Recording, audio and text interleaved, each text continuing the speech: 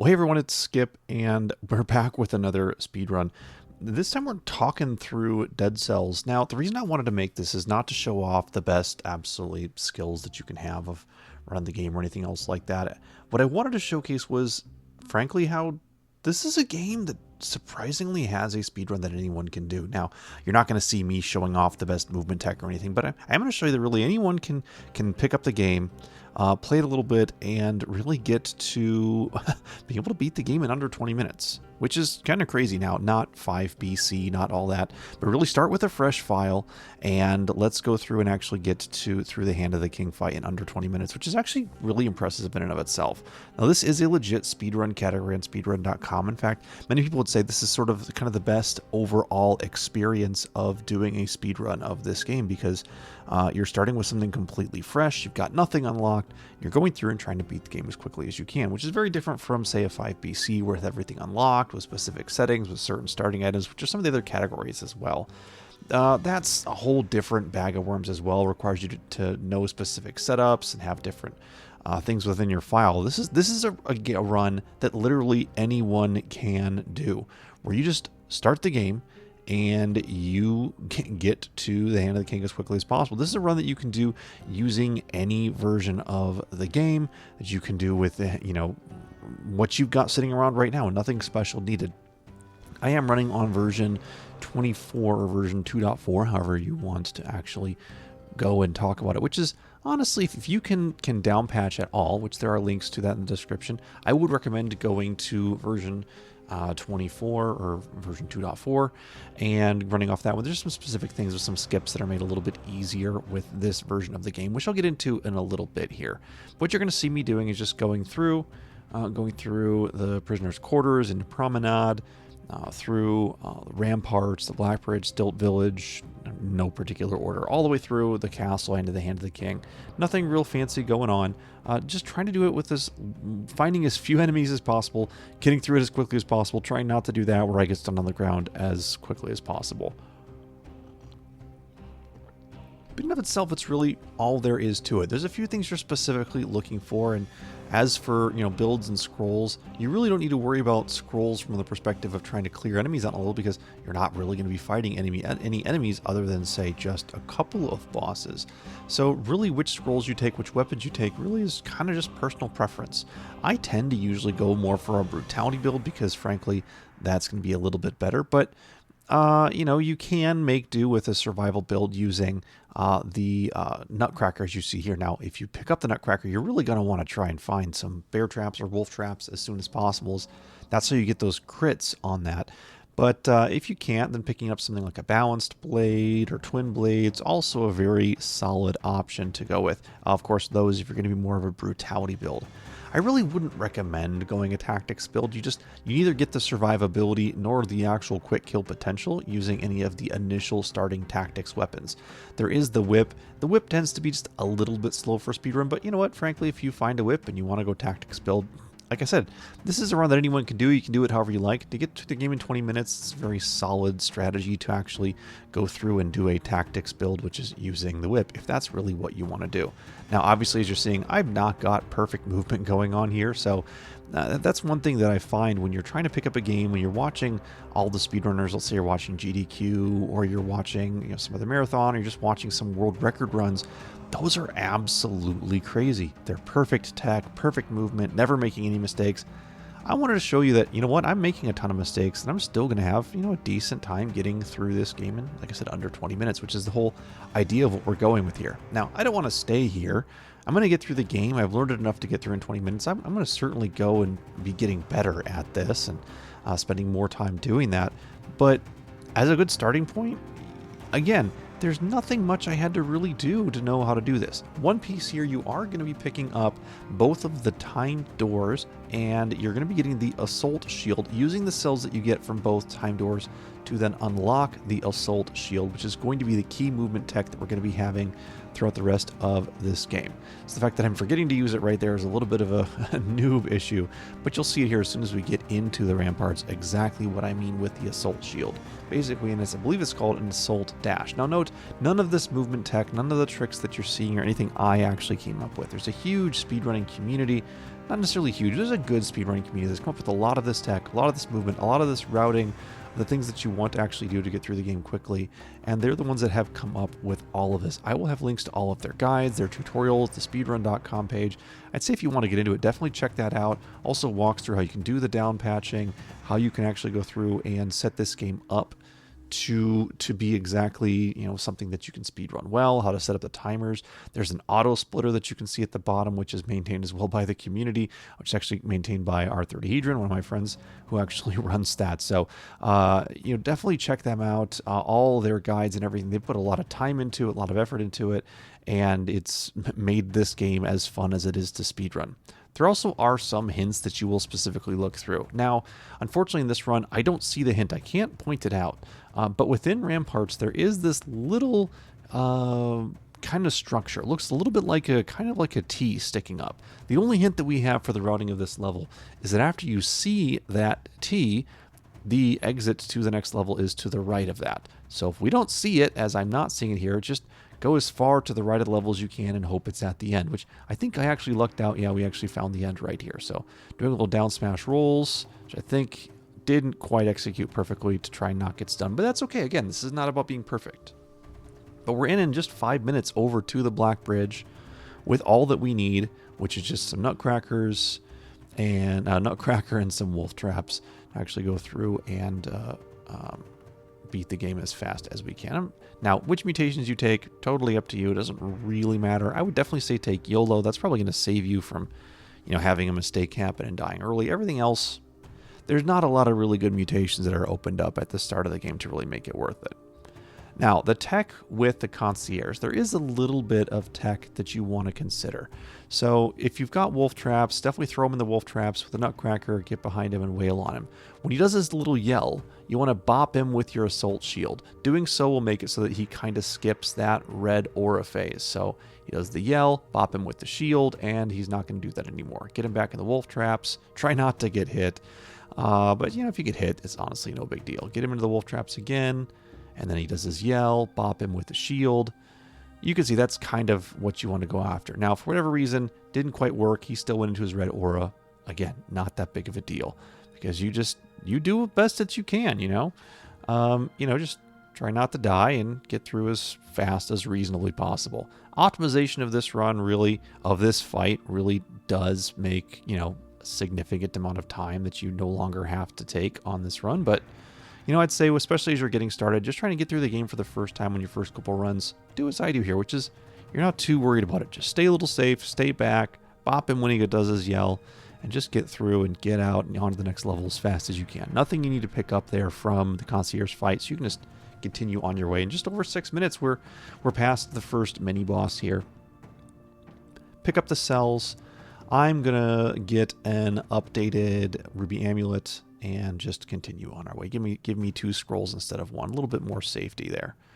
Nothing I need to do. I want to save my cells. Now, don't go through and actually drop your cells in or anything else like that at this point. You're going to need your actual cells for unlocking Lightspeed later on after the Timekeeper fight. So you don't want to be spending your cells. Save all those. You're going to need something around 50 or 60 or so cells. So just save them all. You're going to need most of them. So for now, we're just going through. We're looking for, any scrolls that we can find, as well as specifically, we're looking for the key doors. So if you can find any of those key doors early on, you can use the map to figure out where you need to go and see if you can find that, because we're really just trying to get through and get out as fast as possible. A key door, which clearly I'm not doing a great job finding, but we'll go ahead and open up a chest along the way. Upgraded wolf traps. Sure, I think those have actually been worse, so I'm going to switch back. And we're going to look. We can't find the key door yet, so we're going to move on over here. That's definitely not over there. It's probably in that little hidden area right down here. Yep, there it is. Sure enough, I see it. So we're going to go up and over. There are 2 keys in the Stilt Village. Now, there is a skip that you can do to get over and not have to grab both keys. Now, that's a little bit of advanced tech. When you're first just getting started trying to beat the game in under 20 minutes, I wouldn't worry about it. Grab the first key, go to the middle, find the second key. And in fact, you'll see me attempting the skip here. You need a triple jump or another weapon you can use to slash, and I messed it up as I didn't have triple jump, so I thought I'd give it a try. But yeah, just grab the first key, then go through, find the second key door, and just go about it that way. It's really not worth it otherwise. Pick up any scrolls you can find along the way as well. I didn't mean to drop that into... I did not mean to drop that in brutality. It's a little bit of a misclick, but again, not that big of a deal. Occasionally, I'm going to clear out some of the enemies just because the enemy spam can get a little bit crazy in this level. So I don't want to get hit by those kamikazes. They take up so much health. We're just going to keep going and see if we can find the key door. I can't find it, but I do see a scroll over here that I want to go in and grab first.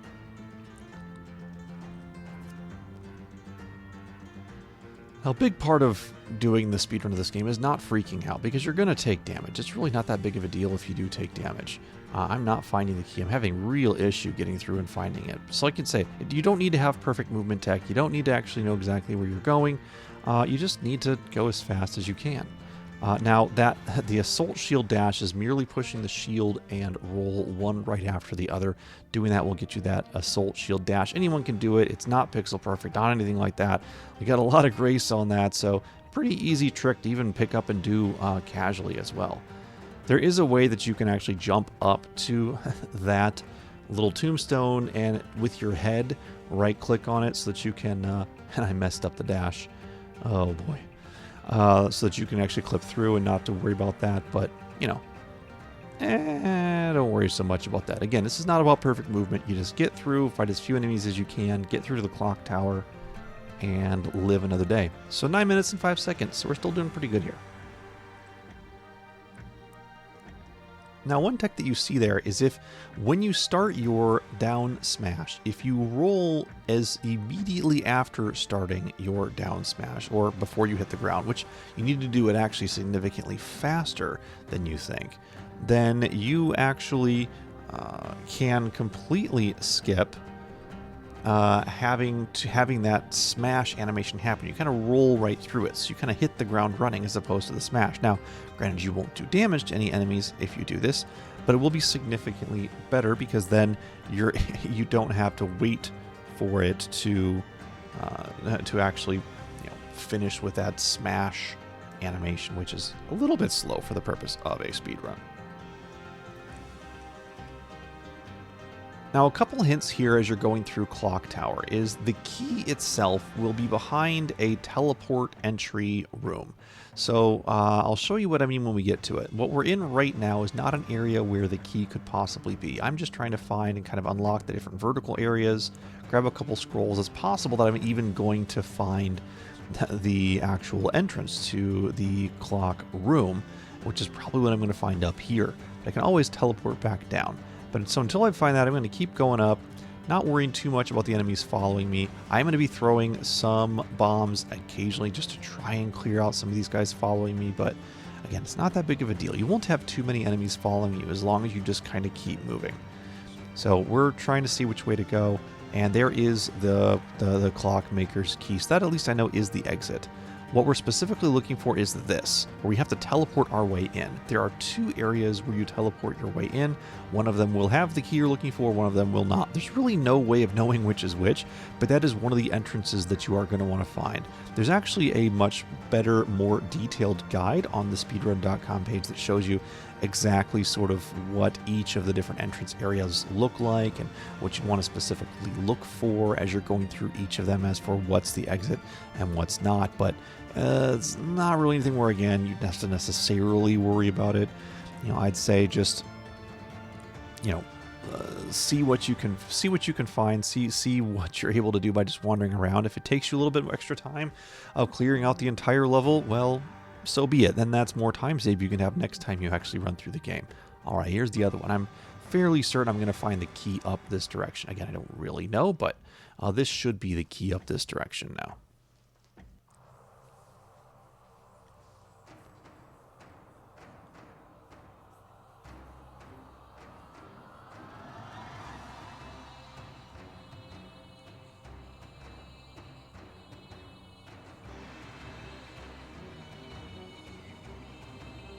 So the enemy spam can get a little bit crazy. So of course, if you ever really want to, especially as you run across an elite and you actually take care of them, you can feel free to fight any of the enemies. I just wouldn't spend time actually clearing everything out. Besides, that's more time that you're probably going to get hit and take more damage. Not anything you necessarily really want to do. And unfortunately, this was also the way that is not the way that I need to go. This is just where I'm finding the shop. It's possible that it's up here, so I'm going to go ahead and go on through, grabbing more scrolls that I see along the way, which will be helping me for the Timekeeper fight specifically. Cursed chest. I don't want that. We're going to go back. It's going to be on a different tower.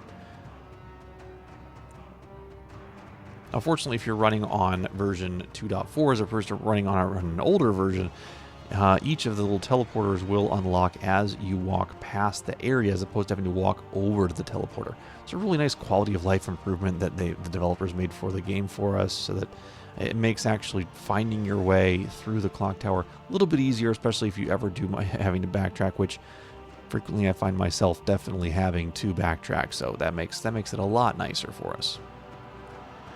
No fault in actually taking every single scroll you see along the way. Eventually, you'll see sort of the top tier speedrunners. You'll see them skipping, taking certain scrolls that are the duo scrolls versus the actual full scrolls themselves, taking a little damage to get my way through. But that's I'd say as you're just getting started, definitely just go ahead and take every scroll that you see. The extra health that you get will help, especially if you're like me and jump into the spikes. I'm trying to remember where that room is to actually get out, and I think it's over here. I think we're good to go now.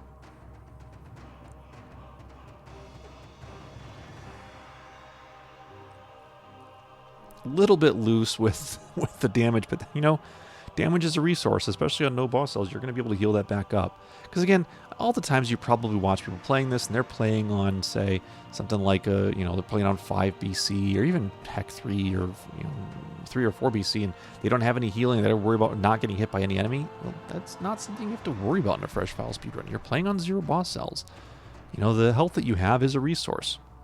You'll definitely see that in this Timekeeper fight, which is not my best Timekeeper fight, but I'm not going for flawless. I'm not going to grab the legendary. I'm just trying to get through this fight as quickly as possible, which is, heck, I'm using wolf traps and a nutcracker. I'm just trying to bleed through as many crits as I possibly can, and trying to get close and wail away. It's not an ideal setup if you're trying to, for survivability or any other,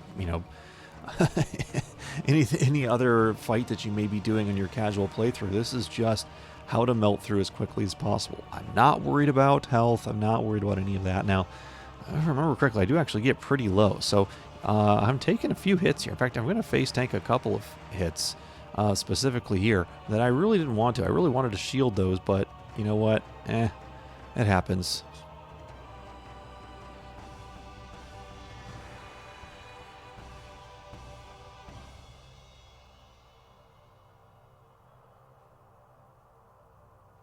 Yep, I had to use my potion. That's okay. Get her back in the wolf traps. I know we're almost done here. There we go. With not too much health to spare, but we got it.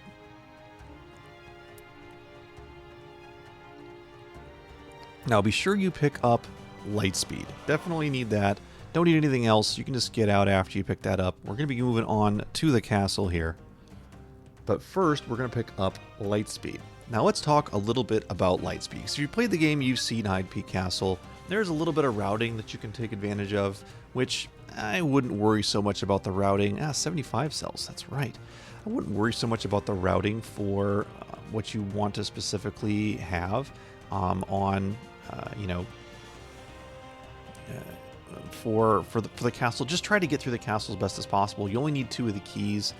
Definitely there is a good guide and explanation on what you want to be looking for. Basically, one of the 2 paths, one leads you to the shop, another leads you to the end of the level. When you start out at the shop, like I did there, you don't have a hint. You just basically got to hunt around for it. So you're going to be hunting around for it for 2 of the doors that you're going to want to go through and try to find the end of the level. I'm actually going to go ahead and just try and find the end of the level so that I can kind of skip that as much as possible. And then I can pick which doors that I want to specifically go through to handle that. How you decide to go through this, obviously, is up to you. I'd recommend skip through as much as possible. Use your shield, get around, parry, do what you can. Don't engage if you don't have to. Don't smash yourself into spikes either. and just try to survive. Definitely, and if you'd like to, you can go back for scrolls. Scrolls are not as necessary at this point because you've only got a couple of elites left to fight, so not that big of a deal as far as time save on, having to actually melt through enemies. But if they're there, may as well pick them up. Again, this isn't about going super fast. This is about just trying to get through as fast as possible. So I'm finding a couple of the doors. Now, I did say specifically with Lightspeed. As you'll notice, I had used Lightspeed once, but not twice, which meant I'm in the blue state. On version 24 2.4, we'll actually stay in that blue state indefinitely until I use it again, which is how we're going to perform the specific trick to get through the Hand of the King fight as quickly as possible. And it will require some keyboard mappings to happen on your end. Now, if you're playing this on console, this is where, unfortunately, your time is going to be a little bit slower because you're going to actually have to do the entire Hand of the King fight. Not the end of the world, but it will add a little bit of time to what you need to do. But what you're going to want to do is, if you are playing on PC and you're playing with controller, you can go in and map your keyboard to specific keys. Now, what I've done is I've gone in there and I've mapped my Z key to be my right skill. So what you see as RT for my right trigger is actually also mapped to my Z key. I also have it mapped to my X key. So Z and X right next to each other on my keyboard are both mapped to my right skill. I've also mapped X to the right direction button. So if I push X, I'd be hitting my right skill and right at the same time. If I hit Z, I'd be just hitting my skill. You will need this combination for the fight that we're going to see here shortly for the Hand of the King. Specifically, what will happen is you will use the Lightspeed once so it gets into the blue state or the recovery state. You'll need to wait about 10 seconds after, or at least 10 seconds, I should, don't have to be exactly 10, but at least 10 seconds of waiting. And then after that, you will hit in quick succession, if you've mapped it as I've explained it, Z then X, like ZX, like ba-bum, very quickly. You do that, you kind of ZX and hold X, I should say. So it's ZX, and when you hit X, you're holding it. If you do that, magic will happen. If you mess it up, then you got to fight the Hand of the King, unfortunately. There is a possibility of resetting that, but more than likely you're going to have to do the Hand of the King. Specifically, what we'll do, as you'll see, is I'll be going into the Hand of the King fight, and then we will be facing away against the wall, facing away from the Hand of the King, and hitting ZX. So I will be getting this set up, and you'll see here. So again, nothing else I need to do here. I don't even need to heal, even though I think just out of habit, I think I went ahead and healed. I didn't need to, but I think I do just in case. We'll see if I remember just to go past it. Hey, I healed. Like I said, I was still at this point kind of new to it, but I've used Lightspeed once. We're going to go through the throne room. You're going to see me pausing and facing away. This is also the time where I'm going, please don't mess this up. Please don't mess this up. So I'm facing away against the wall. I'm going to count to 10.